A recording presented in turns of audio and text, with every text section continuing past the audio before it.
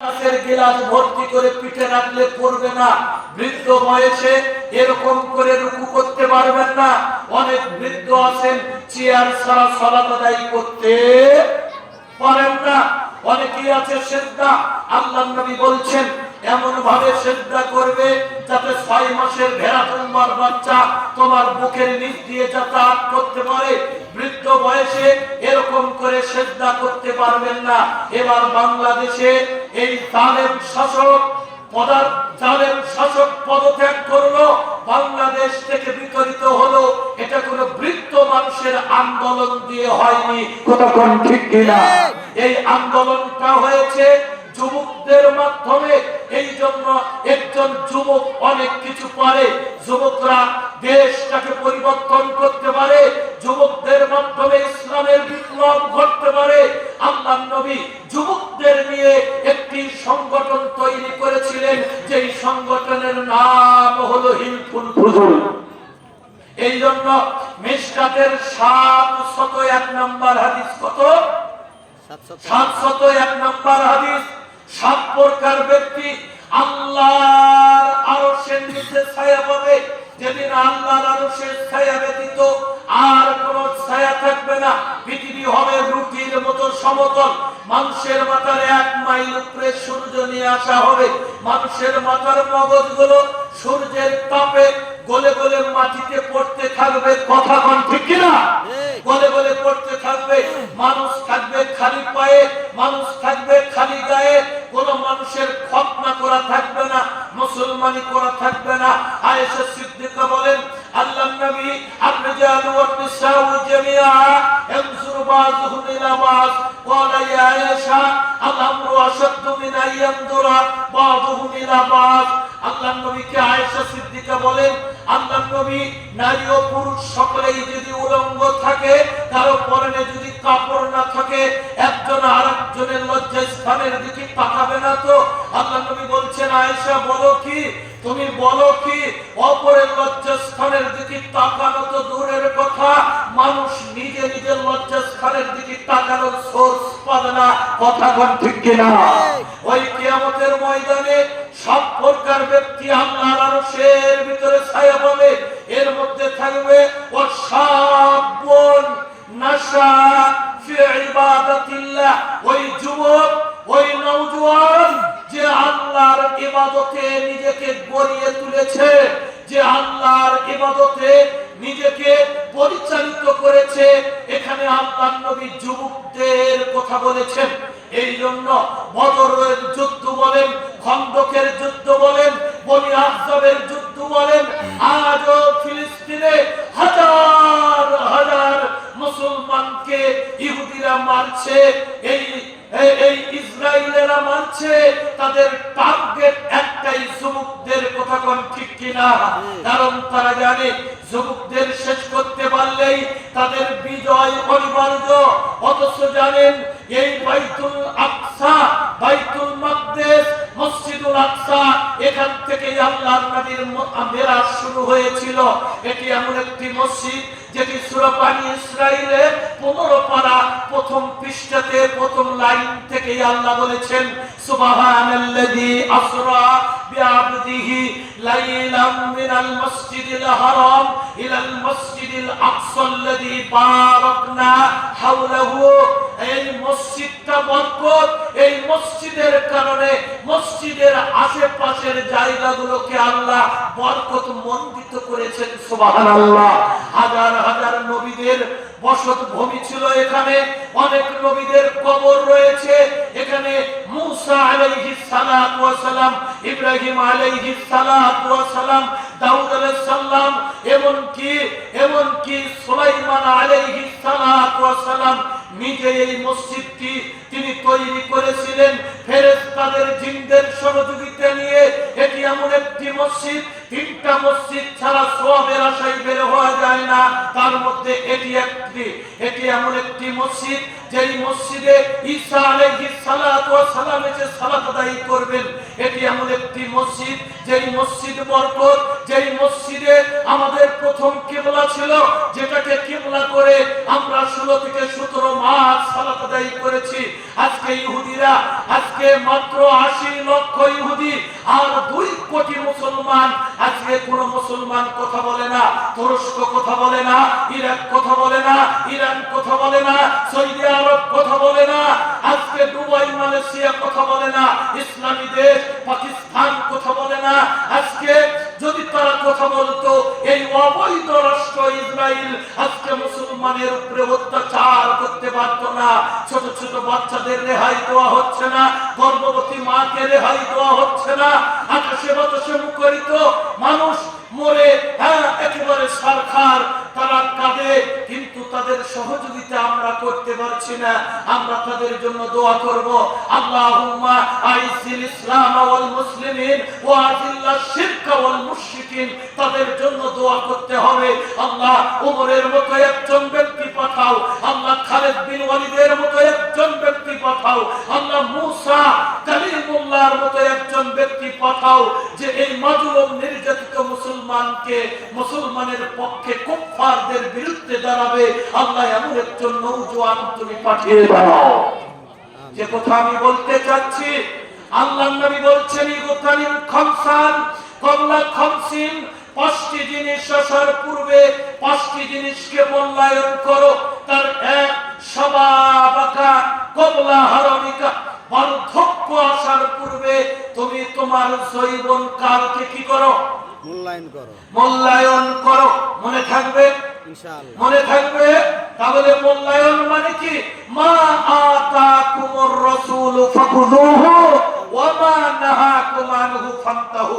রাসূল যা দিয়েছেন তা গ্রহণ করে, রাসূল যা থেকে নিষেধ করেছেন তা থেকে বিরত থেকে, মাথা থেকে পা পর্যন্ত ব্যক্তিগত জীবন, পারিবারিক জীবন, সামাজিক জীবন, রাজনৈতিক জীবন, রান্নাঘর থেকে শুরু করে সংসদ ভবন পর্যন্ত যৌবনকালে কোরআন হাদিসকে আঁকড়িয়ে ধরা, এর নাম হলো যৌবনকালকে গনিমত মনে করা। কথা বলেন ঠিক কিনা?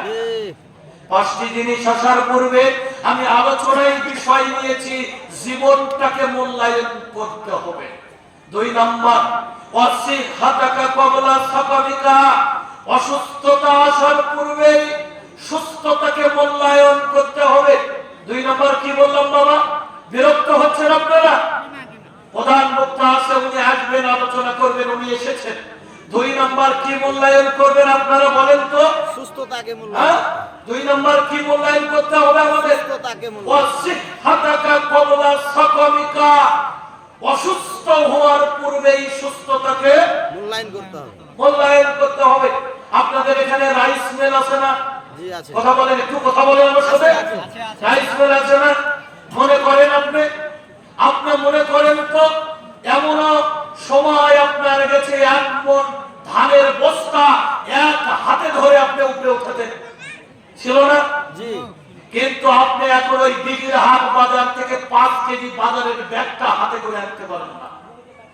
কথা বল না কেন? জি পারেন না। কারণ কি? আপনি আছেন, বেঁচে আছেন, হায়াত আছে, কিন্তু এই দেহে শক্তি নাই। এই দেহে ডায়াবেটিস ধরেছে, এই দেহে হাই প্রেসার আক্রমণ করেছে, এই দেহে লো প্রেসার আক্রমণ করেছে, এই দেহে অনেক রোগ বাসা বেঁধেছে। আপনার এই দেহে শক্তি নাই, হাঁটুতে ব্যথা, কোমরে ব্যথা, মাজাতে ব্যথা। এর মানে যাদের রোগ হয়, যারা অসুস্থ, আমি তাদেরকে খাটো করে দেখছি, বিষয়টা এমন নয়। আবু সাঈদ খুদরি তিনি বলেন, আল্লাহর নবী বলছেন, মা ইউরিদুল মুসলিমু মিন নাসবিন ওয়ালা ওয়াসবিন ওয়ালা হুম্মিন ওয়ালা আযা ওয়ালা শাওকাতা ইউশাকুহা ইল্লা কাফফারাল্লাহু বিহা মিন খাতায়াহু। রাওয়াহু মুসলিম। আবু সাঈদ খুদরি তিনি বলেন, আল্লাহর নবী বললেন, একজন ঈমানদার ব্যক্তি, কোন ব্যক্তি বলেন তো? একজন ঈমানদার ব্যক্তির দুঃখ, কষ্ট, নির্যাতন, নিপীড়ন, হতাশা, ডিপ্রেশন, এমনকি ঈমানদার রাস্তা দিয়ে হেঁটে যাবে, হেঁটে যেতে যেতে ঈমানদারের পায়ে যদি একটা কাঁটা বিদীর্ণ হয়, আর যদি ঈমানদার এই কাঁটা দিয়ে কষ্ট পায়, এর দ্বারাও আল্লাহ ইমানদারের গুনাহগুলো মাফ করে দেন। সুবহানাল্লাহ। রোগ হলে গুনাহ মাফ হয়।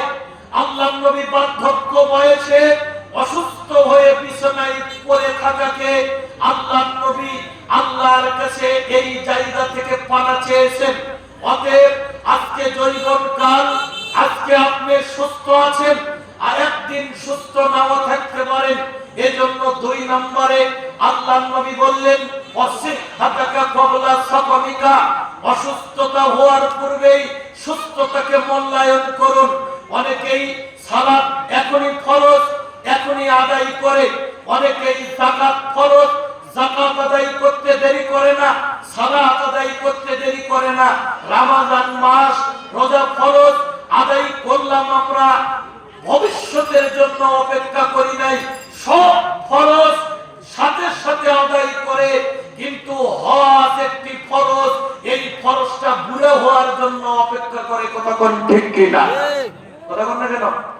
ওগুলো ফরজ, ওগুলো বাকি ফরজ তাড়াতাড়ি আদায় করে হজের ফরজ মনে করে ছেলেকে আগে বিয়ে দিতে হবে, তাছাড়া হজ হবে না। বলে কি বলে না? মেয়েকে আগে বিবাহ দিতে হবে, তাছাড়া হজ হবে না। যার কারণে শেষ বয়সে বৃদ্ধ হয়ে রোগ শরীরে নিয়ে হজ করতে যায়, যাওয়ার পরে ঠিকভাবে তোয়াফ করতে পারে না, সাই করতে পারে না, মিনা মুজদালিফা কোনটা ঠিকভাবে দেখতে পারে না। মনে রাখতে হবে, এই যে অসুস্থতা আপনাকে আমাকে ঘিরে ফেলবে। আজকে সুস্থ, এবার আমি সিয়াম রাখি নাই, আগামীতে অসুস্থ হয়ে পরেও যেতে পারি, নিঃশ্বাসের কোনো বিশ্বাস নেই। ডান দিকে সালাম ফিরবো, বাম দিকে পারবো কি পারবো না, এই বিশ্বাস আছে নাই। তাহলে 2 নম্বর, 1 নম্বর কি মূল্যায়ন করতে হবে? হ্যাঁ, বার্ধক্য আসার আগে জীবনকে মূল্যায়ন করতে হবে। 2 নম্বর, অসুস্থ হওয়ার পূর্বে সুস্থতাকে মূল্যায়ন করতে হবে। 3 নম্বর, অগিনাকা ক্বাবলা ফাকারি, দারিদ্রতা আসার পূর্বে সচ্ছলতাকে মূল্যায়ন করতে হবে। দারিদ্রতা, আজকে আপনার কাছে টাকা আছে, আপনি দান করবেন না, পরে দান করবেন, আগামী বছর দান করবেন। আগামী বছর আপনার আমার টাকা নাও থাকতে পারে। আপনাকে তো ইসলাম বলে দিল আহাব্বুল বিলাদে ইলাল্লাহি মাসাজিদুহা, সবচাইতে উত্তম জায়গা তার নাম কি? মসজিদ।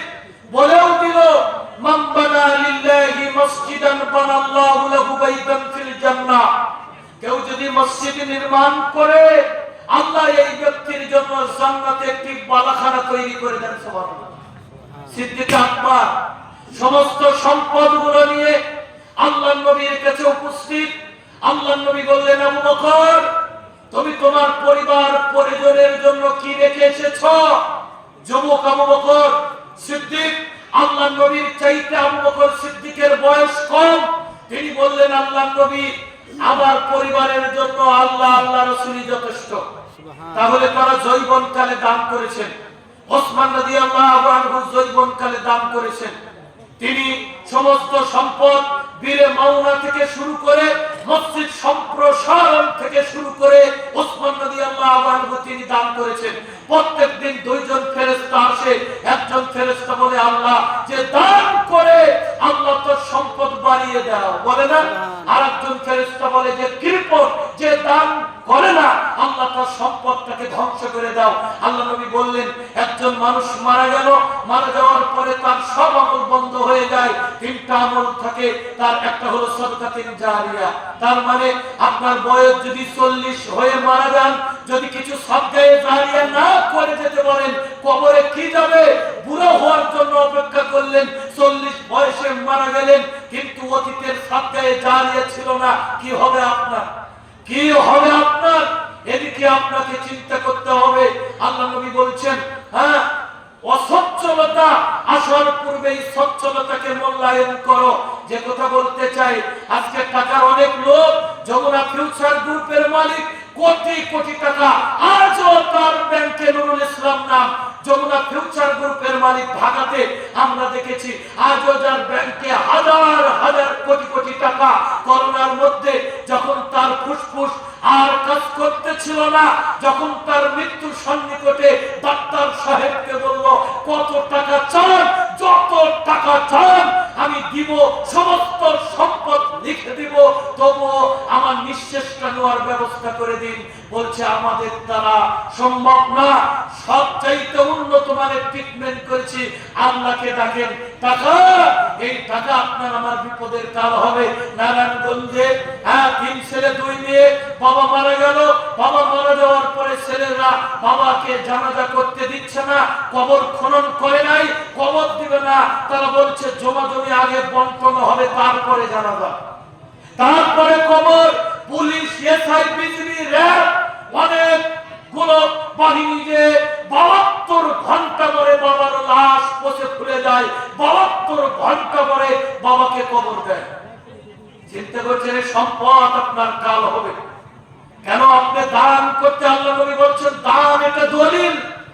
আল্লাহ নবী বললেন কি করো? আল্লাহ নবী বলছেন শোনো, পানি যেমন আগুনকে নিভে দেয়, দান তেমন আল্লাহর ক্রোধকে নিভে দেয়। এই জন্য নদীর কুল ভাঙ্গে ও কুল করে, এই তো নদীর খেলা। সকাল বেলার ধনীর তুই ফকির সন্ধ্যাবেলা।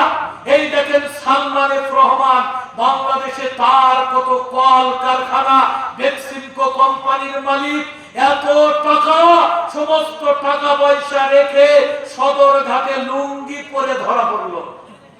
দেখেননি আপনারা? এই টাকা আপনি মনে করলেন, এই টাকা আপনি আমি মনে করলাম যে এই টাকা তার দুনিয়াতে কাল হবে, আখিরাতে কাল হবে না।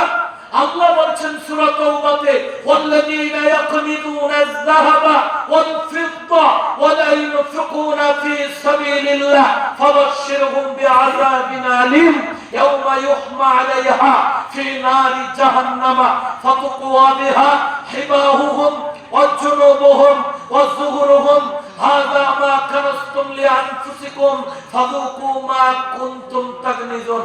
যারা স্বর্ণ রৌপ্য এগুলোর যাকাত বের করে না, টাকার যাকাত লুঙ্গি দিয়ে দেয়, আছে না নাই? জি আছে। স্বর্ণের জায়গার যাকাত দেখবেন কিছু লাশটা সবাই কিনে দিয়ে দেয়, মনে করছে হবে অসম্ভব। যারা স্বর্ণ রৌপ্য যাকাত বের করে না, এগুলো আল্লাহর রাস্তায় ব্যয় করে না, হে নবী আপনি তাদেরকে জাহান্নামের আযাবের সুসংবাদ দিন। জাহান্নামের আগুনে এই স্বর্ণ রৌপ্যকে জাল দেওয়া হবে, উত্তপ্ত করা হবে, পুরে পুরে আঙ্গার করা হবে। এগুলো দিয়ে তাদের পিঠে, পার্শ্ব দেশে তাদের পিছনে স্যাপ দেওয়া হবে, আঁচ দেওয়া হবে, আর বলা হবে এটাই তোমার ওই মাল, এটাই তোমার ওই ধন, এটাই তোমার ওই সম্পদ যেটা তুমি দুনিয়াতে গচ্ছিত কুক্ষিগত করে রেখে দিয়েছিলে। অতএব 5টি জিনিস আসার পূর্বে 5টি জিনিসকে মূল্যায়ন করতে হবে। এক, আপনি আপনার বার্ধক্য আসার আগে যৌবনকে মূল্যায়ন করতে হবে, অসুস্থতা আসার আগে সুস্থতাকে মূল্যায়ন করতে হবে, দারিদ্রতা ঘিরে নেওয়ার আগে সচ্ছলতাকে কি করতে হবে? মূল্যায়ন করতে হবে, মূল্যায়ন করতে হবে। কয়টা গেল? 3টে। আলোচনা কি বিষয়ের উপরে করছি আমরা? জীবনকে মূল্যায়ন করতে হবে, নাকি বলেন? জি। চলবে আর 10-15 মিনিট চলবে তো? চলবে। 4 নাম্বার অফারাগাকা ক্বাবলা শুগুলিক। 4 নাম্বার ব্যস্ততা ঘিরে নেওয়ার আগে অবসরকে মূল্যায়ন করুন। 4 নাম্বার কি করবেন? কথা বলেন না? ব্যস্ততা আপনাকে আমাকে ঘিরে নেওয়ার আগে আপনি আজকে কি করুন? অবসর আসুন, এই অবসর সময়কে মূল্যায়ন করুন। কিছু মুসল্লি আছে সবার পরে মসজিদে যায়, সবার আগে মসজিদ থেকে বাড়ায়, আছে না নাই? এই যে তারাবির নামাজ হলো না, এই মসজিদে হয়নি, হয়েছে কি হয়নি? কিছু কিছু উপদেষ্টা আছে, কি আছে? উপদেষ্টা, এরা ইমাম সাহেবকে উপদেশ দেয়, বলছে হুজুর সারাদিন মাঠে কাজ করি, হুজুর সারাদিন মাঠে কাজ করি, এরপরে শেষ রাতে ওঠা লাগবে, সূরাটা একটু শর্টকাট পড়াবেন যাতে তারাবির পরে তাড়াতাড়ি ঘুমিয়ে যেতে পারি। এই কথা ইমামকে বলে, ইমাম সাহেব মনে করে তারাবি মানে তাড়াহুড়া করা, তারাবি মানে আধা ঘন্টাতে পড়া, আর যেদিন কারেন্ট থাকে না ওদিন 4G গতিতে পড়া। কথা কয় না কেন? জি আছে না নাই? আছে। তাড়াতাড়ি ইমাম আপনাকে নামাজ পড়িয়ে দিল, বিশ্বাস করেন নামাজের পরপরই আপনার কথা ছিল বাড়িতে গিয়ে ঘুমাবেন, এই কথা বলে ইমামকে শর্টকাটে তারাবি পড়াতে বললেন। আপনি মুনাফিক, এই নামাজের পরে চায়ের দোকানে আরো 1 ঘন্টা আড্ডা পিটে তারপরে বাড়িতে গেছেন। ঠিক মিথ্যা কথা বললাম? জি না, ওই 10টা মিনিট টাইম আপনি মসজিদে দিতে পারেননি। পারেননি। চিন্তা করতে হবে। এই জন্য বড় একটা বিদ্যান বলেছিল, আমরা পায়খানা বাথরুমের সাথে যে আচরণ করি, অনেক মানুষ ওই আচরণ আমরা মসজিদের সাথে করি। দুঃখ করে বলেছিলেন। বলবেন কেমনে? আপনি আমি যতক্ষণ পর্যন্ত বাথরুম পরিপূর্ণ চাপ না দেয় ততক্ষণ পর্যন্ত আমরা কিন্তু টয়লেটে ঢুকি না। কথা বল, ঢুকি জি না, আবার টয়লেট হয়ে যাওয়ার পরে কে ওখানে 10-15 মিনিট ইচ্ছে করে বসে থাকি, মানে হওয়া মাত্রই বের হয়ে পড়ি, তাই না? কিছু লোক আছে ফরজ আরম্ভ না হওয়া পর্যন্ত মসজিদে যাবে না। ওই যে ওদের যেমন টয়লেট যতক্ষণ কাপড় নষ্ট হওয়ার উপক্রম না হবে টয়লেটে যায় না, ও ফরজ না আরম্ভ হওয়া পর্যন্ত মসজিদে যাবে না। যেমনি ফরজ শেষ দেখবেন সামনের কাতার থেকে কাতার ফাঁক করে করে করে মসজিদ থেকে বের হয়ে এত দূরত্ব চলে যায়, মনে হয় সালাতের মধ্যেই দেখবেন ফোন আসছে যে ওর মা মরে গেছে, এখনই দেখতে হবে, এত দ্রুত বের হয়ে যায়। কথা বলেননি? মনে হলো যে কোনো যেন বিপদ হয়েছে, মসজিদ থেকে বের হয়ে আপনার কাছে, কে রে তোর আমের বাগানে পানি দিবি না? কে রে তোর জমিনে ফেটে গেছে রে, সার দিবি না? অথচ যেভাবে মসজিদ থেকে বাড়ালো মনে হচ্ছে না জানি কোনো বিপদের সংবাদ পেয়েছে। অনেক তো সালাতের মধ্যে মোবাইল ধরে ধরে বলছে আমি নামাজ পড়ছি, পরে কথা বল। কথা বল না কেন? তাহলে আপনি অবসর টাইমটাকে কাজে কেন লাগান না? আল্লাহ নবী বলেছেন ফরজ সালাতের পর, কিসের সালাত? ফরজ সালাত। কথা বলেন না? ফরজ সালাত। 4 নম্বর আমরা বলছি ব্যস্ততা ঘিরে নেওয়ার আগে অবসরকে কি করতে হবে? মূল্যায়ন করতে হবে, মূল্যায়ন করতে হবে। ফরজ সালাতের পরে, ফরজ সালাতের পরে আপনাকে আয়াতুল কুরসি পড়তে হয়। কি পড়তে হয়? আয়াতুল কুরসি পড়তে। কয়টা লোক পড়ে? কয়টা লোক পড়ে? এটা চিন্তা করেন। ফরজ সালাত পরে দলবদ্ধ হাত তুলে মোনাজাত না বেদাত হলো? তাই বলি কি ফরজ সালাতের পরে একা একই ফরজ সালাতের পরে আয়াতুল কুরসি পড়া বেদাত নাকি? জি না, তা আপনি দলবদ্ধ মোনাজাত তুলে দিয়ে সাথে সাথে সুন্নতগুলো তুলে দিলেন। কথা বলেন না কেন? ঠিক। অথচ আল্লাহ নবী বলেছেন এত সুন্দর ফজিলত, যে ব্যক্তি ফরজ সালাতের পরে আয়াতুল কুরসি পড়বে, আল্লাহ নবী বললেন ওকে জান্নাতে যাওয়া বাধা হয়ে দাঁড়াবে কেবল মৃত্যু। মৃত্যু। কি বাধা হবে? মৃত্যু। মৃত্যু। ও মৃত্যু বরণের সাথে সাথে জান্নাতে চলে যাবে। সুবহানাল্লাহ। সুবহানাল্লাহ। কেন পড়েন না? কেন পড়েন না? এত ব্যস্ত কেন? দোয়া পড়েন তারপরে সুন্নাত পড়েন। কথা কোন ঠিক কি না? ঠিক। আপনি এই অবসরকে কাজে লাগান না তো। এই যে এই রমজান মাসে অনেকেই দেখবেন কোরআন মাজিদ পড়েছে, পড়েনি? কথা একটু কথা বলেন না কেন? কথা বললে আলোচনা করতে ভালো লাগে। রমজানে অনেকেই কোরআন মাজিদ পড়েছে, দেখবেন এখন ওই কোরআনটাকে কাপড় দিয়ে পেঁচায়া আলমারির উপরে রেখে দিচ্ছে। আবার কখন পড়বে? আগামী রমজান মাস আসলে এই কোরআনের উপরে মাদ্রাসায় 1 বছরে বসা লাগবে, ঠিক কিনা? কোরআনের উপরে ধুলা পড়বে, ও মনে করে কোরআন রমজান মাসে নাজিল হয়েছে, কোরআন রমজান মাসেই পড়া লাগবে। এটা কি শুধু রমজান মাসে পড়ার জন্য? না। কথা বলেন না কেন? এখন আর কোরআন পড়ে না। তাহলে যে কথা বলতে চাই, অবসরকে কাজে লাগান। আপনি দোকানে বসে আছেন, এদিকে তাকান, দোকানে বসে আছেন, কাস্টমার নাই, আপনি একবার পড়েন না আলহামদুলিল্লাহ, একবার পড়েন, কাস্টমার নেই, এই আলহামদুলিল্লাহ এটা পড়তে আপনাকে ওযু করা লাগবে? জি না। কথা বলেন, কিবলামুখী হওয়া লাগবে? জি না। এই আলহামদুলিল্লাহ পড়তে কি বিএনপি ক্ষমতা দেখা লাগবে? জি না। আলহামদুলিল্লাহ এটা পড়তে কেবলামুখী হওয়া লাগবে? জি না। আলহামদুলিল্লাহ ছোট্ট একটা দোয়া, ছোট্ট, অথচ আল্লাহ নবী বলছেন তামলাউল মিজান। এটি কি করবে? কি করবে? এটি আপনার আমার মিজানের পাল্লা নেকি দিয়ে ভরপুর করে দিবে।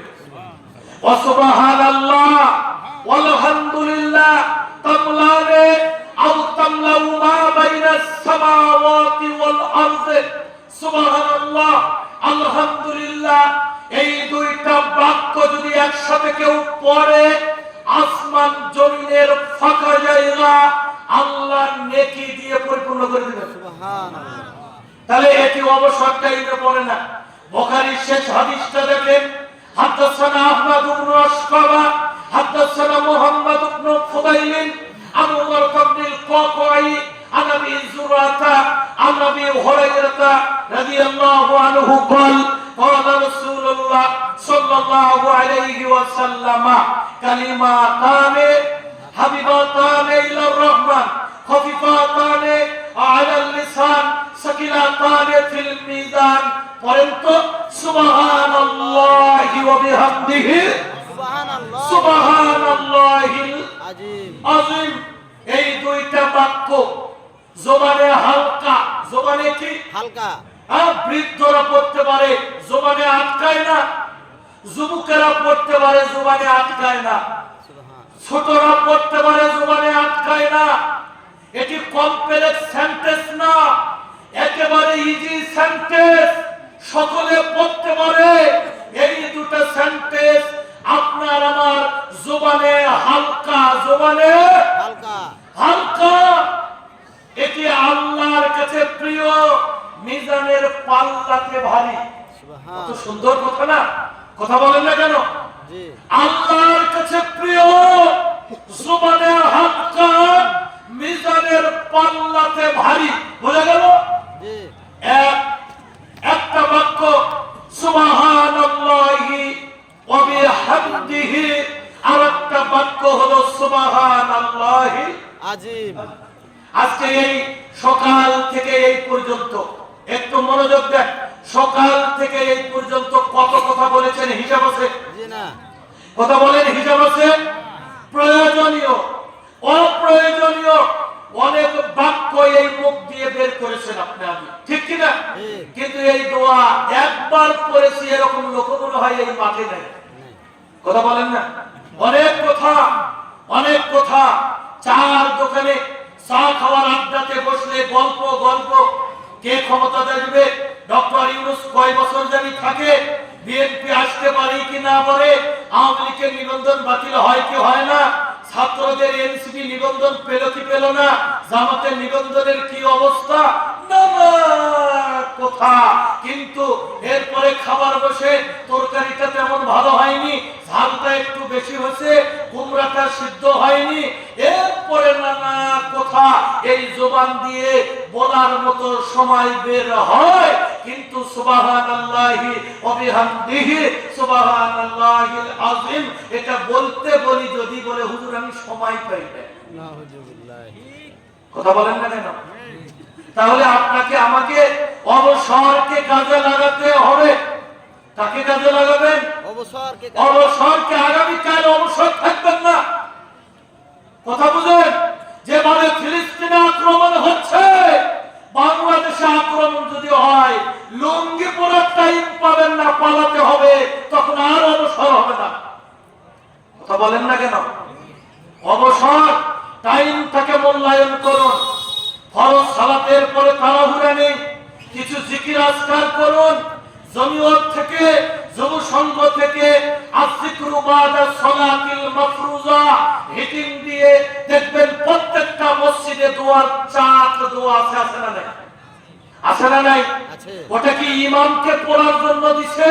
জি না। হ্যাঁ? জি না। তাহলে কেন আপনি আমি পড়ি না? কি কারণে পড়ি না? অথচ আল্লাহর নবী বলছেন ওখানে একটা দোয়া পড়বেন। আবু হুরায়রা রাদিয়াল্লাহু আনহু قال قال رسول الله صلى الله عليه وسلم, আবু হুরায়রা রাদিয়াল্লাহু আনহু তিনি বলেন আল্লাহর নবী বলছেন মান সাব্বাহাল্লাহ দুবুরা কুল্লি সালাতিন সালাতান ওয়া সালাসিন ওয়া হামিদাল্লাহ সালাতান ওয়া সালাসিন ওয়া কাব্বারাল্লাহ সালাতান ওয়া সালাসিন فتلك 99 وقال تمام المية لا إله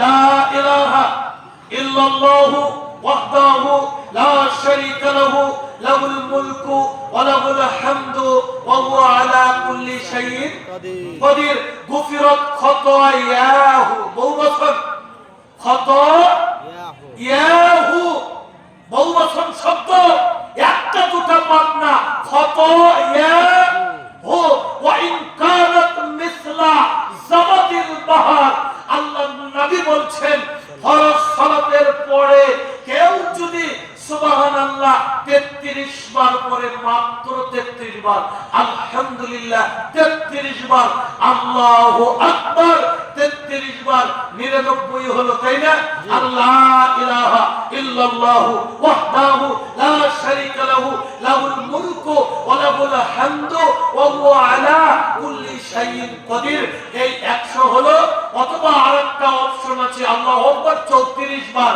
এটি যদি পড়তে পারি তাহলে আনলিমিট পাপ কত হাজার কত মিলিয়ন দৈনন্দিন সালাতে আমার গুনাহ আল্লাহ মাফ করবে আমি হিসাবই করতে পারবো না সুবহানাল্লাহ কিন্তু এই অবসর সময়টাকে মূল্যায়ন করি কাজে লাগাই না অথচ আজ থেকে 10 বছর 20 বছর আগে আমরা দেখেছি আমি যখন এই আলাদিপুরে দাওরাতে পড়ি আমি এই মসজিদে খুতবার দায়িত্ব হাটহাজারী হুজুর আমাকে দিয়েছিলেন সিরাজুল হুজুর হ্যাঁ এই উস্তাদ তিনি আমার উস্তাদ ছিলেন যে কথা বলি অনেক মসজিদের মুসল্লিকে আমি দেখেছি জোহরের সালাত আদায় করে বাড়ি যেত না কখন আসর হবে আসর পরে তারপরে মসজিদ থেকে বের হয়ে যেত সুবহানাল্লাহ এই কথা হাদিসে আছে ওয়ারাজুলুন কলবুহু মুআল্লাকুন বিল মাসাজিদ ইদা খারাজা মিনহু হাত্তা ইয়াউদা ইলাইহি ওই ব্যক্তিও আল্লাহর আরশের নিচে ছায়া পাবে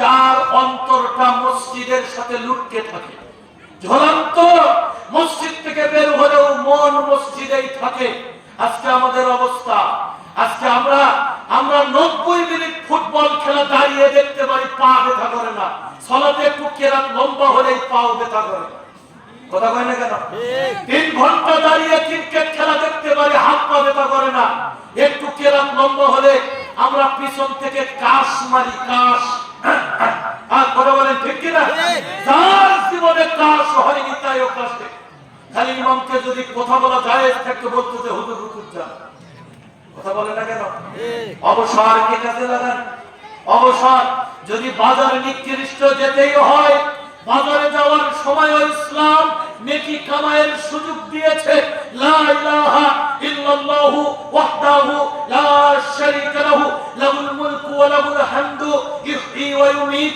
আল্লাহ হাইয়ুন লা ইয়ামুতু বিয়াদিহিল খায়রু ওয়া হুয়া আলা কুল্লি শাইইন কাদির এই দোয়া পড়ে বাজারে প্রবেশ করেন 10 লক্ষ নেকি আল্লাহ আমলনামাতে দিয়ে দিবেন সুবহানাল্লাহ 10 লক্ষ গুনাহ maaf করবেন 10 লক্ষ মর্যাদা বাড়িয়ে দিবেন ওযু করেন ওযুর পরে দোয়াটা পড়েন যে আশহাদু আল্লা ইলাহা ইল্লাল্লাহ ওয়া আশহাদু আন্না মুহাম্মাদান আবদুহু ওয়া রাসূলুহু আল্লাহুম্মা জাআলনি মিনাত তাওয়াবিনা ওয়া জাআলনি মিনাল মুতাতাহহিরিন ফুতিহাত লাহু সামানিয়াতু আবওয়াবিল জান্নাহ কেউ যদি ওযু করার পরে কখন ওযু করার পরে কেউ যদি ওযু করার পরে এই দোয়া পড়ে ওই ওযুকারীর জন্য জান্নাতের 8খানা দরজায় একসাথে খুলে দাও সুবহানাল্লাহ আপনি ওযু করেন কখন যখন সালাত আরম্ভ হয় ওযু করেই আপনি মসজিদে দৌড়ে যান হ্যাঁ কিন্তু এই দোয়াটা আমি করতে পারি না তাহলে আমরা 5টি জিনিস আসার পূর্বে 5টি জিনিসকে মূল্যায়ন করব এক নাম্বার কি জৈবন কালকে মূল্যায়ন করব বার্ধক্য আসার আগে 2 নাম্বার সুস্থতাকে মূল্যায়ন করব অসুস্থতা আসার আগে 3 নাম্বার যেটা আমরা মূল্যায়ন করব তা হলো কি বলেন তো 3 নাম্বার আমরা মূল্যায়ন করব যে আপনার আমার দারিদ্রতা পবিত্রতা আসার আগে সচ্ছলতাকে মূল্যায়ন করব। 4 নম্বর, ব্যস্ততা আসার আগে আমি আমার অবসরকে মূল্যায়ন করব। 5 নম্বর, ওয়া হায়াতাকা ক্বাবলা মাউতিক, মৃত্যু আসার আগে আমি আমার হায়াতকে মূল্যায়ন করব। আমি আমার জীবনকে কাজে লাগাবো, হায়াতকে কাজে লাগাবো। আলোচনায় আজকে চলছে জীবনটাকে কাজে লাগান, ঠিক কিনা? এটার উপরে 5 নম্বর, আমি কি করব? আমি আমার মৃত্যুর পূর্বে জীবনটাকে কাজে লাগাবো। এজন্য ওস্তাদ আব্দুর রাজ্জাক বিন ইউসুফ হাফিজাহুল্লাহ তিনি বারবার একটি কথা বলতেন। কি কথা বলতেন? তিনি বলতেন, হাত থেকে ঢেল ছুড়লে যেমন ঢেল ধরা যায় না, নিঃশ্বাসটা বন্ধ হয়ে গেলে করার উপায় থাকে না। একবার সুবহানাল্লাহ এটার যে কত দাম, একবার আলহামদুলিল্লাহ এটার যে কত দাম, মৃত্যুর পরে বোঝা যাবে, আগে বোঝা যাবে না। কথা বুঝেননি? ফাআম্মা মান খাফফাত মাওয়াজিনুহু ফাউম্মুহু হাবিয়া, যার নেকির পাল্লা হালকা হবে তার থাকার জায়গা হবে কোথায়? হাবিয়া। ওয়া মা আদরাকা মা হিয়া, হে নবী আপনি কি জানেন ওটা কি? নারুন হামিয়া, ওটি একটি জ্বলন্ত আগুন। নেকি যদি হালকা হয়, নেকি যদি কম হয়, ওই দিন নিজে নিজের গালে আঘাত করবেন, নিজে নিজেকে ভর্ৎসনা করবেন আর বলবেন দুনিয়াতে কেন আর একবার সুবহানাল্লাহ পড়ি নাই, পড়লেই তো জান্নাত পেয়ে যেতাম। দুনিয়াতে কেন আর একবার আলহামদুলিল্লাহ পড়ি নাই, পড়লেই তো জান্নাত পেয়ে যেতাম। বলেন আপনারা, অনুরোধ করে বলি বাবারা, এই আফসোস করে কি কোনো লাভ হবে? এই হাদিসটা জামিউল হাদিস 3897 নম্বর হাদিস। এটা 5টি জিনিস আসার পূর্বে 5টি জিনিসকে মূল্যায়ন করতে হবে। সময় যেহেতু শেষের পথে, আরেকটি হাদিস বলে সংক্ষেপে আমি বোঝাই। আলোচনা চলছে জীবনটাকে কাজে লাগান।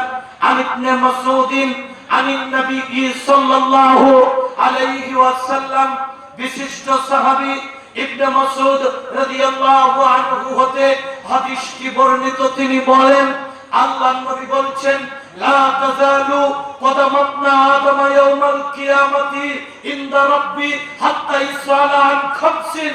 আল্লাহর নবী বলছেন, কিয়ামতের মাঠে প্রত্যেকটি বনি আদমকে 5টি প্রশ্ন করা হবে। কয়টি? 5টি। প্রথম হাদিসে যেটা বললাম, এটা হলো 5টি জিনিস আসার আগে 5টি জিনিসকে মূল্যায়ন করতে হবে। এখন যেটা হলো কিয়ামতের মাঠে প্রত্যেকটা আদম সন্তানকে 5টি প্রশ্ন করা হবে। কয়টি? 5টি। আরো জোরে কয়টি? 5টি। এই 5টি প্রশ্নের উত্তর না দেওয়া পর্যন্ত কোন আদম সন্তান পা নাড়াতে পারবে না গো, পা উঠাতে পারবে না, পা ওঠাতে পারবে না, পা নাড়াতে পারবে না, যতক্ষণ পর্যন্ত এই 5টি প্রশ্নের উত্তর না দিতে পারবে। 5টি কি 5 মিনিটে বলা যাবে? ইনশাআল্লাহ। 5টি আমি বলছি। 1 নাম্বার, কয়টা প্রশ্ন কি আমাদের মাঠে? 1 নাম্বার হলো আন উমরিহি ফিমা আফনা, তুমি তোমার হায়াতটাকে কিভাবে, জীবনটাকে কিভাবে অতিবাহিত করেছো, এর হিসাবটা আমি আল্লাহকে বুঝে দেব। শুধু রমজানের হিসাব নেবে? জি না। শুধু শুক্রবারের হিসাব নেবে? জি না। শুধু ঈদের দিনের হিসাব নেবে? না।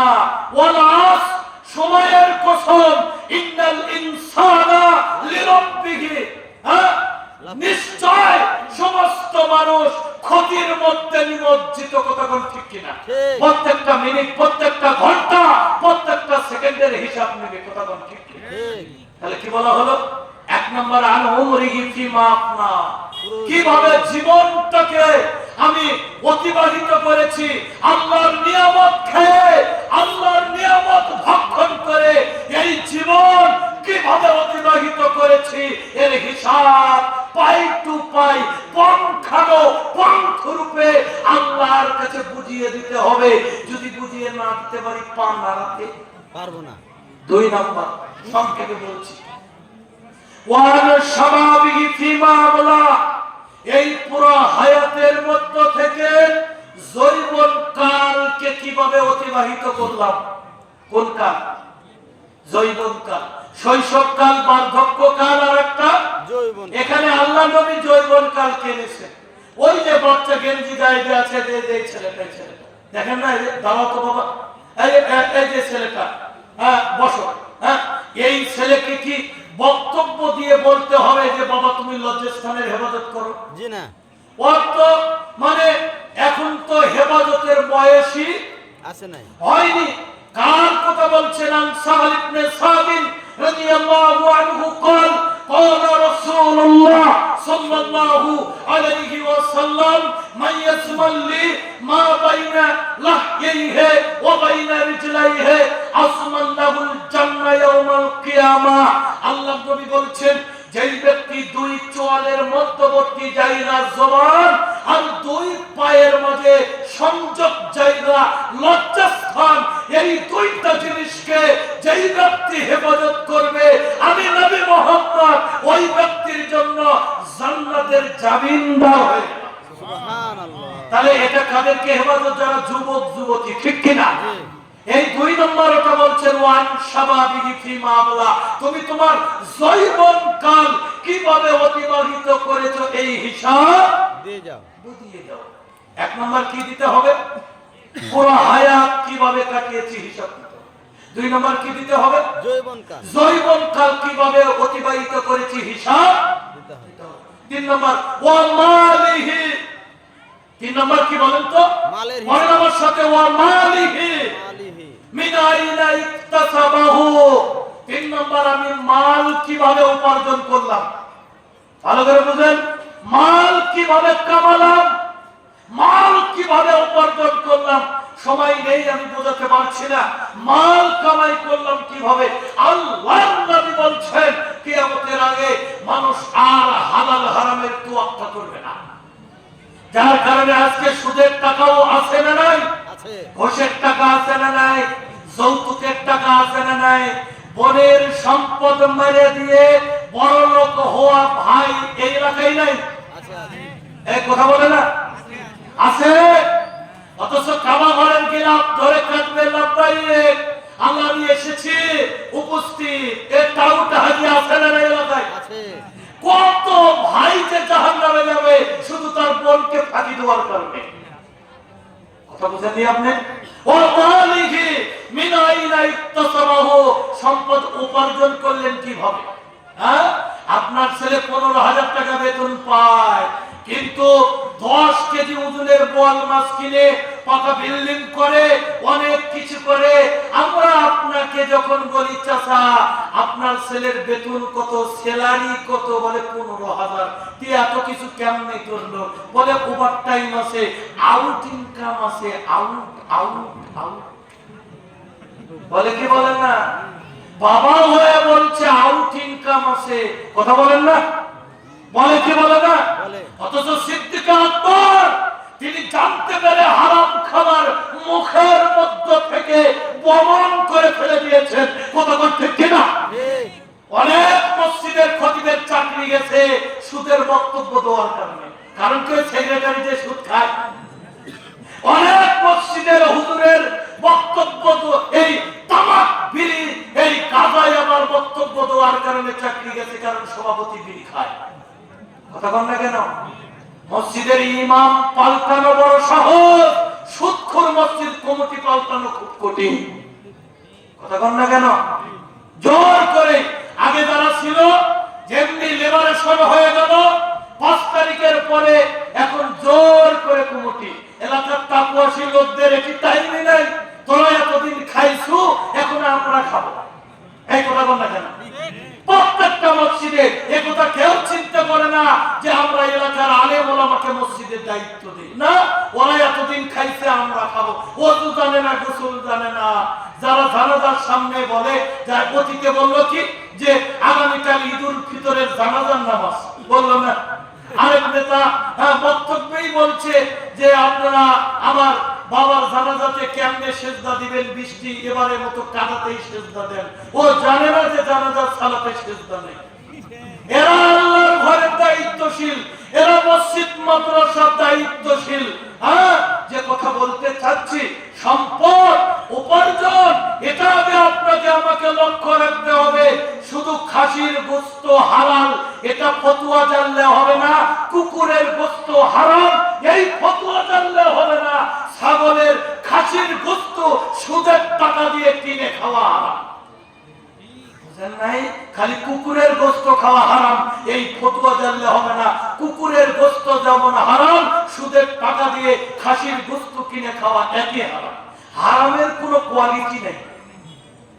তাহলে এক নাম্বার কি বলছি, পুরো হায়াত কিভাবে অতিবাহিত করলাম।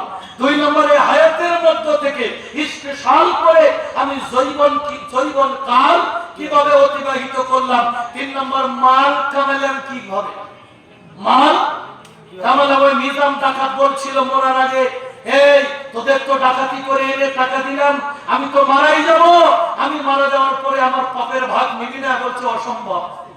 উনি মাথায় থাপ্পড় দিয়ে বলছিল তার জীবনী থেকে, হাইরা আমি করলাম কি, কাদের জন্য করলাম। এই জন্য আপনাকে আমাকে লক্ষ্য রাখতে হবে। চার নাম্বার কি, এই সম্পদ ব্যয় করলাম কোন জায়গাতে, কথা বুঝেননি? এই সম্পদ আয় করলাম কোন জায়গাতে, ব্যয় করলাম কোন জায়গাতে, এটিও আমাদেরকে হিসাব দিতে হবে। কোন জায়গাতে? অনেক লোক এলাকাতে ভ্যান চালক আছে না নাই? একটু কথা বলেন না, আছে না নাই? ভ্যান চালককে আমি স্যালুট দেই। আপনার হালাল ইনকাম অনেক, যারা পেট্রোলে ভ্যান চালায় অনেক ভ্যান চালকের মাঝাতে আপনারা দেখবেন একটা গামছা থাকে না? কারণ কি, যখন ঘেমে যায় নিজের গামছা নিজে খুলে কপালটা মুছে না, মুখটা মুছে। আমাদের মায়া লাগে, হাইরে কত কষ্ট করে, 10 টাকার ভাড়া আমরা 20 টাকা দিয়ে দেই, দয়া করে মায়া করে মহব্বত করে। কথা কোন ঠিক কিনা? বৈধ উপার্জন বৈধ, কিন্তু এই ভ্যান চালিয়ে উপার্জন করে এই বৈধ টাকা দিয়ে অনেক ভ্যান চালক সিগারেট কিনে খায় না? অনেকে তাস খেলে, অনেকে এই বৈধ টাকা দিয়ে খারাপ কাজ করে।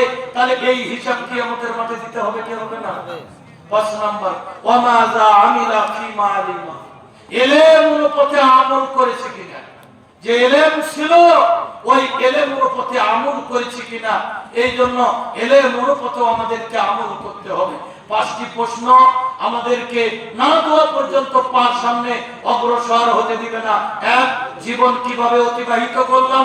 2, এই জীবনের মধ্য থেকে যৌবনকাল কিভাবে অতিবাহিত করলাম। 3, মাল কিভাবে উপার্জন করলাম। 4, এই মাল কোন জায়গাতে বৈধ না অবৈধ পন্থায় খরচ করলাম। 5, ইলম অনুপথে আমল করলাম কিনা। তিরমিজি 2419 নাম্বার হাদিস এটা। এই 2টা হাদিস থেকে আমি বোঝাতে চেয়েছি জীবনকে কি করুন, মূল্যায়ন করুন, জীবনকে মূল্যায়ন করুন। আল্লাহ রাব্বুল আলামিন আমাদের এই হায়াতটাকে আল্লাহ রাসূলের তরিকা মোতাবেক ইসলাম দিয়ে এই জীবনটাকে সাজানোর তৌফিক দান করুন, আমিন। আল্লাহ বিশেষ করে আমার উস্তাদ আব্দুল ওয়াহাব লালবাগী, আমার উস্তাদ আব্দুল ওয়াহাব হাটহাজারী, এরপরে এই গ্রামের শিক্ষক সিরাজুল ইসলাম, এরপরে ডক্টর কাউসার ইরশাদ মোহাম্মদ মাদানী হাফিজাহুল্লাহ, আরো অনেকেই বেঁচে আছেন, অনেকেই মারা গেছেন। আল্লাহ আমাদের শিক্ষকদের নেক হায়াত দান করুন, আমিন। যারা মারা গেছেন আল্লাহ তাদেরকে জান্নাতুল ফিরদাউস দান করুন, আমিন। আল্লাহ এই মসজিদটাকে কবুল করে নিন, আমিন। আপনাদের ভিতরে 2 মিনিটের ভিতরেই কিছু ব্যাগ যাবে, আল্লাহর ঘর মসজিদে দান করতে হবে। ছেলেরা ভিতরে ভলেন্টিয়ারের কিছু দায়িত্বশীল গুলো ব্যাগ নিয়ে যাবে। এই যাওয়ার পথে আপনারা উপস্থিত বৈঠকি দান আপনারা দান করে দিবেন। মাহফিলে ওরকম কালেকশন হবে না। মা বোনেরা আপনারা ভিতর থেকে একটু টাকা পয়সা কালেকশন করে আপনারা দয়া করে পাঠিয়ে দেন। দান করতে হবে। দান করলে এই আপনার দানের নেকি, এই সওয়াব আপনার পিতামাতার কবরে যারা আছে তারাও পাবে। হ্যাঁ, টাকা পয়সা আজ আছে কাল থাকবে না। এই টাকা পয়সাগুলো আমরা নিয়ে কবরে যেতে পারবো না। হালাল হারাম না বাসিয়া কত টাকা করলাম কামাই, এত টাকা রাখবো কোথায়? কাফনের তো পকেট নাই। হ্যাঁ, কেউ টাকা পয়সা নিয়ে যেতে পারবো না। অতীতেও কেউ নিয়ে যেতে পারেনি, আমরাও নিয়ে যেতে পারবো না। অতএব ভিতরে এখনই নিতে পারে। হ্যাঁ, ভিতরে একটু চাদর যাবে। আপনারা সকলেই আপনারা সাধ্য মোতাবেক